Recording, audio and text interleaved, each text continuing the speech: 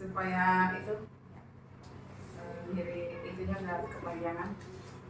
Ya, bismillahirrahmanirrahim. Assalamualaikum Bu Atul. Waalaikumsalam Ibu Inim. Ketemu lagi setelah 1 bulan kita tidak bertemu, tapi di dunia maya. Kemarin Bu Iip juga keteteran itu yang terakhir karena sambil di jalan aduh taunya kuotanya habis.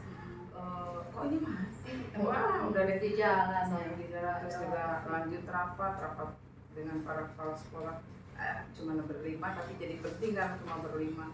Jadi tahu-tahu terakhir itu apa namanya, salam-salaman, ada apa ini salam-salaman gini-gini begitu lah.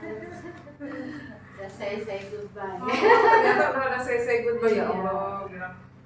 Ya, baik Bu Atul, kita bertemu di pendampingan individu yang kelima dan ini adalah detik-detik ya udah mulai ke finishing 5 dan PI 6 itu udah sebentar lagi juga nggak berasa waktunya dan tiba saatnya kita panen raya dan pendidikan guru penggerak ini akhirnya berakhir ya. Mungkin suatu saat kita akan ada muncul rasa kangen juga, rindu juga. Iya, dan mudah-mudahan ini sangat bermanfaat pastinya. Iya. Baik Bu Atun, selama 1 bulan ini kan kita sudah pembelajaran secara online ya, daring, yaitu modul 3 ya, ada 3.1, 3.2 dan 3.3, dimana kalau yang Bu Iip simak dari tugas di online maupun secara dengan Ibu Yeni nyimak, yaitu materi 3.1 pengambilan keputusan ya, berdasarkan nilai-nilai kebajikan. Di situ ada 9 langkah ya, nilai-nilai yang saling bertentangan, siapa yang terlibat dalam pengambilan keputusan tersebut, fakta-fakta yang ada yang relevan, terus uji legal, uji regulasi ya, terus pengujian paradigma benar atau salah, melakukan prinsip resolusi, investigasi, buat keputusan dan lihat lagi keputusan serta refleksi. Dan 3.2 ini adalah tentang aset ya, pemimpin dalam pengelolaan sumber daya. Tentunya kita sebagai calon pemimpin, khususnya yang sekarang saat ini pemimpin pembelajaran, kita harus jeli dalam menyelidiki aset atau sumber daya. Ada 7 ya, ada modal manusia, sosial, fisik, lingkungan, finansial, politik, agama, dan budaya. Dan yang ketiga, titik 3, yaitu pengelolaan program yang berdampak kepada siswa. Diharapkan memang seluruh program yang kita dedikasikan ini harus berdampak kepada anak didik kita. Nah, 3 poin itu yang terakhir dipelajari ya Mbak Dunia. Nah sekarang Bu Iip pengen Bu Atun bercerita itu apa sih proses yang sudah berjalan terakhir ini dan apa yang dianggap oleh Bu Atun ya sebagai capaian, baik 31, 32 maupun 33 itu. Mohon kira-kira proses yang sudah berjalan itu seperti apa dan capaiannya yang dianggap capaian itu yang seperti apa. Ya Bu, baik, terima kasih Bu Iip. Untuk modul 3 ini kan memang tentang pemimpin ya Bu ya. Baik, pertama pemimpin itu bagaimana mengambil keputusan. Nah, di 3.1 ini kan ada aksi nyata ketika kita perlu mewawancarai kepala sekolah gitu. Nah dari situ saya melakukan wawancara dengan kepala sekolah, saya tuh mendapatkan banyak masukan juga ya. Terus kepala sekolah juga ketika saya sampaikan bahwa di modul 3.1 ini ada 9 hal yang perlu dilakukan kepala sekolah, itu buat mereka juga termasuk masukan juga, karena ternyata antara bujukan moral ataupun dilema etika kadangkala memang hal yang sulit untuk dilakukan oleh kepala sekolah. Tapi akhirnya menjadi sharing Bu, ketika tadinya niatnya wawancara akhirnya kepala sekolah itu awalnya semua wawancara minta dulu materinya emang seperti apa gitu, yang dimaksud wawancaranya nanti seperti apa. saya perlu menjelaskan dulu nih Bu. Jadi kalau pimpinan itu ada keputusan yang diambil karena bujukan moral atau keputusan yang diambil memang itu dinamika. Nah biasanya kalau bujukan moral kan sebenarnya posisinya bukan salah dan benar ya Bu, tapi memang udah jelas. Justru keputusan saya sudah jelas harusnya itu karena memang benar dan salah. Karena kalau dilema etika itu kan benar dengan benar, itu yang kadang-kala agak sulit untuk mengambil keputusan. Nah, itu jadi yang menginspirasi kepala sekolah saya juga Bu. Oh gitu ya. Oh ya berarti saya harus perlu membedakan lagi nih, karena mungkin selama ini pernah juga mungkin karena bukan moral beliau mengambil keputusan. Itu sih Bu yang mudah dilakukan ya. Jadi Bu Atun menganggap bahwa ini merupakan capaian juga ya, dengan walaupun imbasnya ke yang lebih tinggi yaitu kepala sekolah. Jadi ilmu yang didapat oleh Bu Atun bisa disebarkan walaupun itu ke kepala sekolah, karena memang sama-sama sebagai konteks sebagai pimpinan ya. Ya, oke, baik. Ibu dikenalkan kepada ada langkah-langkah yang sudah kita lalui dalam pemimpin dalam pengelolaan aset ya, sumber daya. Nah, sekarang pemetaan sumber daya itu apa yang Bu Atun temukan ketika melakukan proses pemetaan tersebut? Kalau karena memang sekolah swasta ya Bu, kalau aset itu kan mau bicara aset itu sangat banyak gitu ya Bu. Apalagi ternyata setelah saya coba petakan, terutama aset manusia ya Bu. Kalau di sekolah saya itu kan tidak hanya guru, orang tua ataupun murid, tapi banyak staf-staf lain seperti kami ada kantin, ada koperasi, ada petugas makan, ada petugas kesehatan, petugas keamanan gitu yang memang tersedia sebenarnya di sekolah saya gitu. Nah ini sepertinya belum memanfaatkannya, memang sudah sesuai dengan porsinya tapi belum maksimal gitu Bu. Tentunya kalau nanti saya akan ada nih Bu di modul itu juga yang aksi nyata untuk berdiskusi tentang pemetaan aset bersama teman-teman. Kemarin saya sudah diskusi sama kepala sekolah, sudah diberi ruang gitu, tinggal nanti melihat persiapan dan waktu teman-teman untuk berdiskusi gitu. Jadi sebenarnya aset-aset itu banyak yang dimiliki, tapi memang di sekolah saya ini teman-teman masih lebih sering melihatnya kekurangan. Jadi lebih baik kekurangan. Misalnya contoh Ibu, kan sekarang ini musim panas banget. Memang sekolah saya kan sekolah ber-AC. AC-nya itu memang ada 2, tapi ternyata kurang bisa membuat dingin banget gitu. Nah itu selalu berpikirnya ini kita panas nih, kita gerah gitu. Jadi selalu berpikirnya kekurangan. Padahal kita bisa memanfaatkan ruang-ruang lain yang lebih lebih adem untuk belajar dan yang lainnya gitu. Itu yang masih perlu membangun lagi nanti ke teman-teman untuk aset yang kita miliki itu bisa lebih menjadi yang kita pikirkan awal untuk sesuatunya, bukan berbasis bisa kita berdayakan pada kondisi yang ada ya. Iya betul, berdaya pada kondisi yang ada, bukan kekurangan mulu yang selalu dikomplain gitu ya, tapi juga tunjukkan yang bagus-bagusnya, karena ternyata kalau kita petakan banyak dan luar biasa sebenarnya. Ini Okuro kan semuanya sudah difasilitasi. Iya betul. Asetnya sudah mumpuni semua. Iya. Ketika menemukan aset tersebut dan mengetahui ini kira-kira apa yang bisa dirubah dan dicapai, bisa disebutin nggak dalam memetakan aset, bisa contohnya apa gitu? Contohnya mungkin memetakan yang modal ini ya fisik ya Bu, bisa boleh modal fisik. Contoh modal fisik itu kan contohnya kayak saya punya lab IPA Bu, tapi memang 2 tahun belakangan itu terbengkalai. Jadi dijadikan gudang, padahal itu ruangan ber-AC. Iya.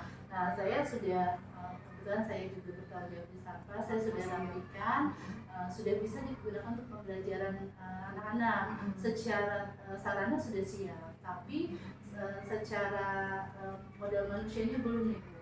Ini yang mau saya maksudnya modal manusia untuk menggunakan tempat tersebut itu lab IPA. dan pipa. Jadi iya. saya punya torso, punya tulang-tulang gitu, punya kaca-kaca lab yang harusnya yang dimanfaatkan belum ya. dimanfaatkan secara maksimal. Secara maksimal, iya. Karena sempat dijadikan gudang, jadi bersatu dengan barang-barang yang lain, sehingga mindset bagi bapak ibu guru yang ada, murid-murid yang ada, ketika melakukan praktik masih di dalam kelas. Nah, saya ingin ini nih aset ini mau saya hidupkan lagi gitu. Jadi saya sudah bicara sama bagian kurikulum, saya minta ditunjuk salah satu petugas laboran ya Bu ya yang bertanggung jawab. Terus saya juga berharap itu dikunjungi, ada jadwal kunjungannya. Iya. Itu aset itu Bu yang memang ada Justru di negeri itu efektif ya. Iya. Laboratorium IPA itu kan memang untuk praktek. Karena kan nanti ada lagi ya, punya kaca-kaca itu. Kaca-kaca iya, pasti mereka mengukur iya, segala macam. gitu. Sampai akhirnya kemarin ketika dia itu Tapi ini kan SD masih SD masih tidak apa-apa ya. Iya, kemarin sempat digunakan hanya alatnya dibawa ke kelas. Misalnya kita mau bikin, saya kan bikin sabun tuh Bu, sabun dari minyak jelantah. Misalnya sabunnya 500 mililiter, itu mereka pakai gelas ukur, gitunya apa? Misalnya air AC-nya 100 gram, ini dipakai. Kan kalau di laboratorium itu lengkap, ada pencuci buat cuci tangan. Cuci tangan ada wastafelnya, ada wastafel. Iya, kalau di kelas kan terbatas. Di kelas terbatas. Iya. Jadi rencananya Bu Atun ingin memberdayakan lebih optimal lagi ya. Optimalkan betul. Karena memang sayang sekali. Jadi udah dilakukan ya? Sudah mulai perapihan, hanya memang menunggu petugas yang ditunjuk nih Bu untuk PJ tersebut. Iya. Terus Bu Atun ketika Bu Atun melakukan tersebut, apakah apa yang dilakukan? Apakah mungkin mengidentifikasi? Terus apa saja kendalanya atau tantangannya saat melakukan nanti akan bermanfaat mengoptimalkan itu? Iya pastinya pertama diidentifikasi dulu dari sebenarnya sekolah itu harus ada ruang-ruang apa sih, itu kan dari situ saya mengidentifikasi ternyata ruang itu harusnya hidup. Berarti karena di PKKS itu betul ya. Jadi dari ruang-ruang itu Bu, jadi memang ada ruang-ruang yang terfungsikan sebagai gudang yang akhirnya kita coba rapikan gitu dari situ. Karena ada juga ruangan yang digunakan untuk istirahat, tenaga kebersihan gitu. Nah, ternyata itu kan bukan tempatnya gitu, karena itu bisa digunakan untuk tempat stok barang gitu sebenarnya kayak gitu. Terus ya pemanfaatan lainnya juga kita kan ada lantai 4 rooftop gitu. Nah, ini kan hanya sesekali saja teman-teman tuh menggunakan untuk olahraga atau yang lainnya gitu. Jadi itu juga saya minta memaksimalkan terutama ke kurikulum bagian jadwal penggunaan lokasi gitu. Terus mulai memang dari mengidentifikasi lewat data PKKS atau akreditasi. Sebenarnya ruang apa sih yang harusnya harus ada ya untuk modal fisik ya Bu yang lebih saya optimalkan di sini karena memang berkaitan juga dengan karena sudah ada judulnya sudah ada yang perlu dipelihara dirawat. Nah ketika Bu Atun memetakan sumber daya yang ada, terus rasanya bagaimana nih terkait dengan hasil temuan? Ya tertantang ya Bu, karena kayaknya sedih banget gitu. Fasilitasnya ada, mungkin malah kalau kita menunjang ya? Iya, kalau kita membedakan dengan sekolah lain yang mungkin kesulitan untuk mendapat fasilitas itu, harusnya kita jauh lebih bersyukur gitu ya. Tertantang untuk memaksimalkan fasilitas itu, tertantang juga untuk aset manusianya ini menggunakannya gitu, karena udah dianggapnya nggak. Ada yang penolakan? Penolakan sih enggak sih Bu, hanya mungkin dijatuhin aja gitu, jadi menunggu perintah untuk digunakannya gini. Kalau menolak sih sebenarnya enggak, tapi memang ruangannya kan itu lagi kan kapasitasnya 30 siswa, sementara kalau masuk ke lab itu kan sekitar 15, jadi memang teman-teman juga harus melakukan 2 kali ya gitu. Kadang-kadang yang merasa 2 kali pekerjaan jadi harus separuh, mereka lebih memilih ambil barangnya saja dibawa ke kelas iya. gitu. Terus apa namanya? Apakah ini akan dijadikan sebuah program? Terus juga ada nggak hal yang lain yang bisa dijadikan selain laboratorium yang dijadikan potensi atau unggulan yang belum tergarap di sekolah ini untuk memaksimalkan potensi yang ada di sekolah ini? Kalau untuk programnya pasti ya Bu, nanti ada program penggunaan lab dan sebagainya. Karena tadi saya sudah sebutkan ke kurikulum untuk aset manusianya adalah ada PJ laborat.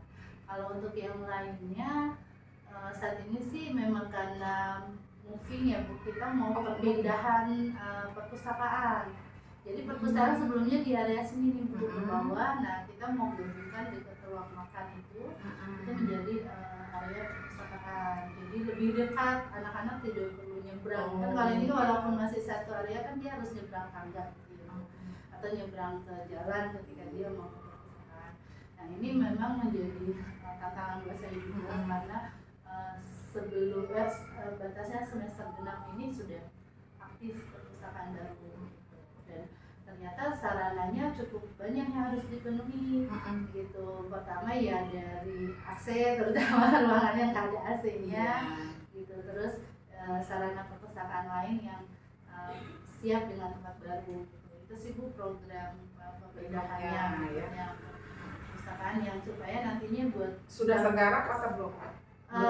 Belum tergarap karena masih penuh. Tapi kalau saya sudah bekerja sama dengan pustakawannya untuk desain layout terbaru seperti apa gitu. Karena memang ada beberapa bantar-bantar, iya itu belum ada juga karena masih digitalnya, iya itu juga, dan masih ada lemari yang permanen di tempat lama Bu, yang ini masih kalau ada yang berpendapat ini bisa difungsikan untuk perpustakaan, tapi ada juga yang perpustakaannya nggak mau pakai itu gitu. Jadi memang masih diskusi untuk beberapa tempat gitu.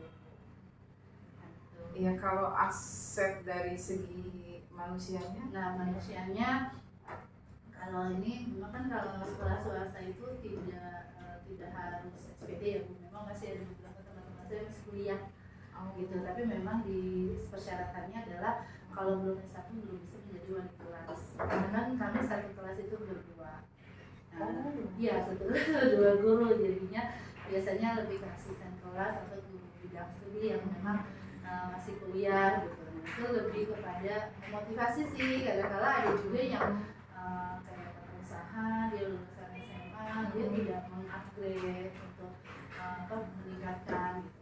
Ini saya bekerja juga, saya juga bagian di kepegawaian, jadi saya diskusi juga sama bagian SDG ya harus mengupgrade orang-orang seperti ini. Jadi harus ada target.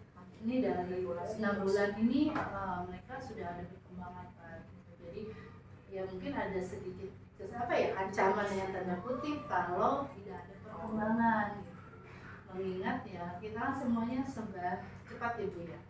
Artinya kalau dalam contoh kecil pembuatan surat saja masih evaluasi revisi berkali-kali kan berarti kompetensinya harus ditingkatkan. Nah ini kita menjadi tanggung jawab saya juga untuk mengupgrade tersebut gitu. Terus ada juga di staf sarana yang memang awalnya OB, terus dia jadi staf, dia harus belajar IT, dia harus belajar komputer. Nah itu juga jadi tantangan buat saya untuk bisa mengupgrade tersebut, motivasi untuk belajar. Nah itu mau di-post dulu. Baik, waktu kita lanjut ke sesi pengambilan keputusan. Ya, pengambilan keputusan itu di 3.1. Nah, berdasarkan pengalaman Bu Iit, yakin si Pak Atul itu kan usia mengajarnya itu udah lama ya, udah cukup lama di umur Purwo. Nah, tentunya akan berdampak juga dengan lamanya kita mengajar, pengalaman yang begitu banyak mempengaruhi dalam pengambilan keputusan ya sebagai seorang guru maupun sebagai seorang staf di sini gitu ya. Nah sekarang kira-kira nih bagaimana pengalaman tersebut bisa mempengaruhi Bu Atun dalam pengambilan sebuah keputusan sebagai guru? Kalau keputusan itu menyangkut orang lain ya Bu, pasti akan mempengaruhi pikiran, perasaan saya itu pasti. Tapi lagi-lagi karena kita mengusung bahwa sesuatu itu harus berpihak pada murid, jadi memang ketika mengambil keputusan itu ini merugikan atau justru berdampak positif atau berdampak negatif kepada murid itu dulu yang pertama. Contohnya misalnya kalau kita mau ngadain kegiatan nih, ini anak-anaknya dikumpulkan dalam satu ruangan gitu kan, sementara ruangan tersebut misalnya terlalu padat, misalnya dikumpulkan dari kelas 1 sampai kelas 6, ternyata itu tidak mencukupi gitu. Nah, biasanya saya akan menyarankan gitu untuk tidak menggunakan lantai 3 kita Bu, bisa kita menggunakan area SMP yang menampung 500 anak lebih gitu. Jadi harus berpikir bahwa ini berdampak positif atau negatif ke siswa gitu sih Bu. Itu memang harus perlu pengalaman dan ketegasan juga, karena nanti terjadi banyak pendapat yang berbeda ya. Jadi ya, kadang-kadang sih ketika ada hal ya Bu, ketika mereka berdiskusi tapi saya tidak hadir, terus sudah ada keputusan, terus kadang saya suka ini sudah dari segini-gini nggak gitu, saya bilang pikiran Bu, ya suka gitu, coba dipikirkan dulu lebih kepada sarananya atau yang lainnya kayak gitu. Atau misalnya menyuruh tenaga kebersihan hingga sampai kita ada acara terus hingga sampai larut malam, saya suka minta tip ya, sudah dianggarkan belum tipnya ke panitia tersebut, saya nggak kepikiran dulu, sekarang direvisi yang lain. Dan saya suka berani mengungkapkan pendapat itu jika itu adalah kepada kepentingan orang yang harus dibela atau dia buat. Jadi pengaruh juga ya, kita makin dibanding misalnya guru yang pengalamannya baru dengan guru yang sudah lama, berdampak pada pengambilan keputusan itu karena lebih orang yang punya pengalaman itu lebih tahu bagian apa saja yang harusnya dipikirkan gitu. Terkadang yang baru itu apa meletup ya semangatnya tinggi tapi kadang-kadang tidak memperhatikan hal yang kecil tapi penting. Iya. Jadi sangat korelasi antara pengalaman kita dengan proses pengambilan keputusan. Nah, selanjutnya Bu Atun, apakah dari hal-hal yang mempengaruhi pengambilan keputusan itu mungkin ada hal-hal yang perlu dikembangkan atau dievaluasi untuk supaya lebih bijak lagi gitu? Ya. Kadang-kadang mungkin kalau saya kan orang yang mungkin teman-teman di sini agak sungkan bicara sama saya karena kan saya orangnya kayak tegas gitu Bu. Ya mungkin saya harus lebih humanis. Kadang suka kamu aja ngomong nggak enak, takut dan sebagainya sama saya. Karena saya tuh ya udah gitu harus begini gitu kan. Ya mungkin tapi saya beralasan juga karena Bu Atun juga menginikan itu karena punya latar belakang dan punya aturan-aturan. Iya betul. Jadi kadang-kadang ada sih yang bertanya dulu Bu, kalau ini bagaimana ya sebaiknya gitu. Ya coba kita pikirin sama-sama. Karena saya juga merasa ada juga teman-teman yang kayaknya udah nyerahin saya yang mikirin, tapi saya juga kan harus berkembang juga ya Bu. Jadi kita coba pikirin sama-sama kalau pendapat itu gimana. Itu sih Bu, mungkin saya harus lebih lembut sedikit sama lebih mendengarkan orang lain. Kadang-kadang memang tiba-tiba ada sesuatu yang memicu emosi kita gitu ya Bu. Itu saya harus lebih cooling down gitu. Iya, kayak saat itu memang ada ke hati kita, tapi KSE itu berpengaruh ya. Iya. Kompetensi sosial emosional. Nanti kan sedang sehari 2 hari, ternyata keputusannya akan berbeda. Begitu prakteknya itu kayak begitu. Iya, gitu. Ternyata setelah cooling down tuh jadi beda. Oh iya, saat pada saat itu emosi, tapi setelah itu dampaknya pengaruh. Ya, saya mengalihkan, saya nggak usah mikirin itu. Ini jadi gimana? Nggak tahu, saya mau mikirin itu dulu. Saya mikirnya karena saya tahu. Salah ngomong. Iya, saya lagi kurang jernih berpikirnya. Iya. akhirnya biasanya tertunda dulu tuh, nanti baru kalau sudah lebih lebih cooling down, lebih dingin kepalanya, baru dibahas lah. Nah, Bu Atun kan kalau Bu Atun kan di sini sekolah swasta ya, Guru ini. Nah sekarang menurut Bu Atun siapa yang mendukung dalam pengambilan keputusan itu, yang mendukung dalam keberhasilan, lebih banyak siapa gitu, dalam pihak-pihak mana aja yang lebih berperan dalam membantu Bu Atun? Kalau saya kan di atas kepala sekolah itu di level yayasan ya Bu. Jadi ada staf-staf atau kami bilangnya kepala bagian. Nah, kepala bagian yang memang ada kaitan pekerjaan dengan saya itu yang benar-benar cukup membantu. Pertama, jika ternyata saya justru ada beda pendapat dari kepala sekolah, justru beliau yang bisa menjadi penengah jembatan, karena kan beliau atasan kita. Jadi sekarang ada misalnya gimana tuh? Misalnya bantuan tempat misalnya ini sih lebih kepada bisa memberikan lemburan kepada tenaga kebersihan. Nah, kepala sekolah punya hitungannya sendiri. Ternyata dari pihak sarana pusat ya, namanya sarana yayasan itu punya aturannya juga sendiri. Jadi itu kadang saya pertemukan aja atau mengambil titik tengah gitu. Itu sih Bu, biasanya dari kepala bagian yang menghubungkan itu yang nantinya tapi nanti kepala sekolah akan patuh juga kepada itu, mau tidak mau kadang patuh karena tidak bisa menolak gitu ya. Atau seperti sistem ini Bu, absen kami kan menggunakan disibukes, di mana kan ini ada 3 unit ya.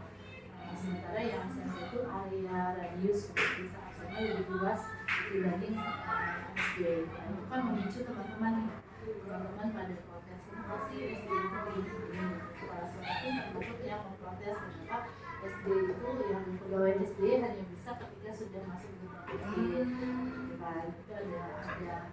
Memang kalau sebenarnya punya cerita Bu, karena di SD ini kan kami PPDB-nya lebih rendah dibanding unit-unit yang lain.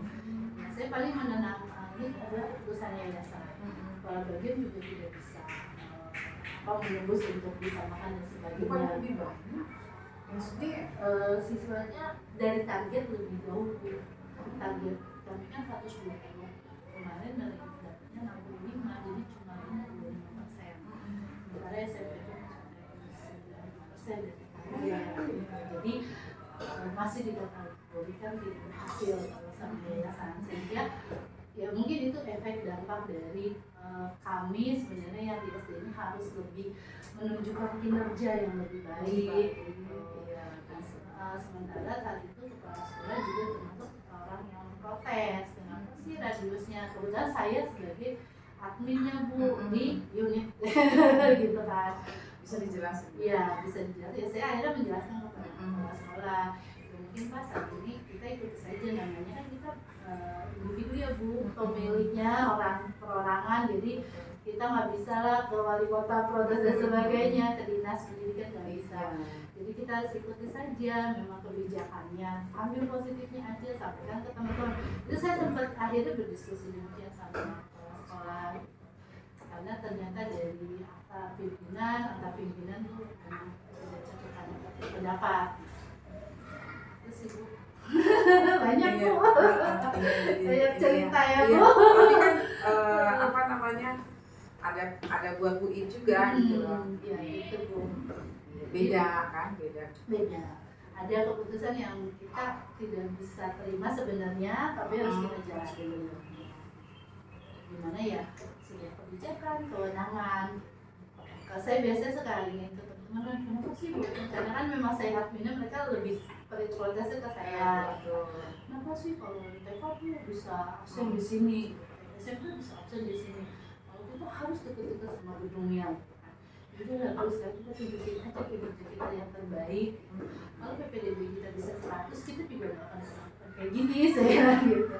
Tapi memang banyak evaluasi sih kalau menurut pimpinan yang lain, karena kayak PPDB ini Bu, kami juga suka disidak sama yayasan datang kemari, saya pura-pura jadi tamu ya Bu, saya orang tua yang mendaftar, tolong jelaskan sekolah ini seperti apa gitu ke penghuni home office. Nah, kemarin mereka menilainya yang memang masih kurang. Iya, sangat Bu. begitu juga ya. Sangat. Ya pastilah, pasti namanya itu pengen meningkat ya. Iya betul. Lanjut Bu Atun, dari apa yang Ibu Atun dan teman-teman mungkin di sini memutuskan, menurut Bu Atun sendiri ya, apakah sudah sesuai dengan prinsip-prinsip dalam modul 3.1 nih dalam mengambil sebuah keputusan? Ya. Pada dasarnya sebenarnya ada poin-poin yang sesuai ya Bu, tapi mungkin ada yang suka terlewat itu ketika uji legalitas uji legal itu. Ya, Padahal kita nggak mencari undang-undangnya tuh kadang-kadang gitu. Tapi kalau kaitannya kedinasan biasanya memang tuh kayak waktu itu kan sempat disampaikan pas tentang tidak boleh memberikan tidak boleh menahan ijazah ya Bu.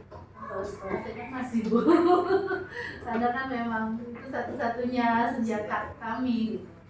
Kayak gitu ya, itu sebenarnya udah kita diskusikan, ini ada undang-undangnya dan sebagainya. Itu sih yang kadang-kadang masih belum ada hal yang sebenarnya kita tahu itu kalau ada sekolah juga setiap kumpul ini dibahas hal seperti ini. Iya. Tapi ya dilema banget karena memang kalau di swasta ya kalau di dilema ya. Iya. Kalau kita kan nggak ada Ada ininya. Karena memang banyak tuh kalau di saya ya, karena kan ini jenjangnya 6 tahun ya. Awal masuk kelas 1 itu mereka sebenarnya ekonominya baik. Ada perubahan. Iya, tiba-tiba kok di kelas 2 tunggakan. 2 tahun, 3 tahun tidak melakukan pembayaran SPP gitu. Tapi mungkin kalau kategorinya masyarakat Indonesia sebenarnya masih mampu gitu ya, walaupun ada tunggakan gitu, sebenarnya kategorinya masih mampu karena tetap aja nggak terima pakai mobil dan sebagainya gitu loh Bu. Jadi memprioritaskan hal yang lain. Iya, jadi pernah juga akhirnya kami melakukan kunjungan visit gitu kan, ketika ada anak tagihnya sampai 30 juta Bu, tidak ada SPP. Ternyata bapaknya nggak tahu, ibunya yang shopping iya, dan saat itu bapaknya malu besar. Tapi kan kita nggak mungkin lakukan home visit ke banyak orang seperti itu kan Bu. Paling emang yang pionirnya tuh benar-benar tuh nggak ada tingkat mau bayar itu seperti. Nah padahal anaknya itu soleh, terus tetangganya itu seneng pengen sekolah di sini. Jadi kita jadi tunggu tetangganya kayak ibunya ini ya. Jadi kayak kita suka khawatir gitu ya. Gitu saya tetangganya ini Bu, melihat anak tersebut selalu sholat ke masjid, terus saya mau sekolah di sini. Tapi kita tahu rekod orang tuanya gitu. Jadi dilemanya anaknya membawa baik nama sekolah, tapi orang tuanya kurang mensupport. Jadi kita sibuk gitu. Bisa dilihat dulu Bu. Oke.